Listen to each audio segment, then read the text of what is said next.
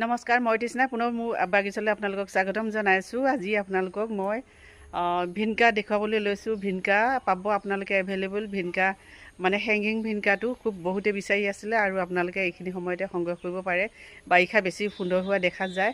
উইণ্টাৰো আপোনালোকে ফুলে, কিন্তু বেছি খুব পৰিমাণটো কম ফুলে, কিন্তু এতিয়া বাৰিষা বেছিকৈ ফুলে। আপোনালোকে হেংগিং ভিনকা এতিয়া সলনি কৰিব পাৰে। সেয়ে মোৰ বেক চাইডে দেখিছেনে সেইখিনি, এইবিলাক এইখিনি খুব ধুনীয়াকৈ ফুলে, আপোনালোকক দেখুৱাই দিছোঁ। হেংগিং ভিনকা আপোনালোকক দেখুৱাই দিছোঁ, কেনেকুৱা লাগে দেখিবলৈ। পিটনিয়াৰ দৰে এনেদৰে ওলমি থাকে।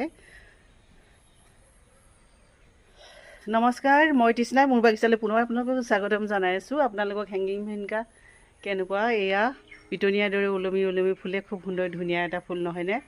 আৰু ইয়াৰ পুলি যদি লাগে আপোনালোকে পাব।